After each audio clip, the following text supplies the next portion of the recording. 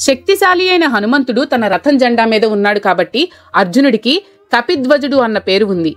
దీనికి ఒక పూర్వ వృత్తాంతం ఉంది. ఒకసారి అర్జునుడు విలువిద్యలో తనకున్న ప్రావీణ్యానికి గర్వపడి శ్రీరామచంద్రుని సమయంలో వానరములు భారతదేశం నుండి లంకకు సేతువును అనగా బ్రిడ్జిని నిర్మించడానికి ఎందుకు అంత కష్టపడ్డారో తనకు అర్థం కావటం లేదు అని శ్రీకృష్ణునితో అన్నాడు.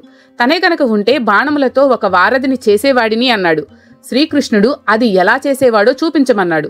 అర్జునుడు తన శర పరంపరతో ఒక వంతెనని నిర్మించాడు. శ్రీకృష్ణుడు హనుమంతుడిని ఆ వంతెనని పరీక్షించడానికి రమ్మని పిలిచాడు. హనుమ దానిపై నడవడం ప్రారంభించగానే ఆ వంతెన కూలిపోవడం మొదలైంది. తన బాణాలతో చేసిన వారధి రాముని అపారమైన వానర సైన్య బరువుని తట్టుకోలేదని అర్జునుడికి అర్థమైంది. మరియు అర్జునుడు తన తప్పుకి క్షమాపణ వేడుకున్నాడు. అప్పుడు హనుమంతుడు అర్జునుడికి ఎప్పుడూ తన ప్రావీణ్యం చూసుకుని గర్వపడొద్దని హితవు చెప్పాడు. హనుమ దయాళువై మహాభారత యుద్ధంలో నీ రథంపై కూర్చుంటాను అని అర్జునుడికి వరం ఇచ్చాడు. ఈ విధంగా అర్జునుడి రథం హనుమంతుని చిహ్నంతో ఉన్న జెండాని కలిగి ఉంది.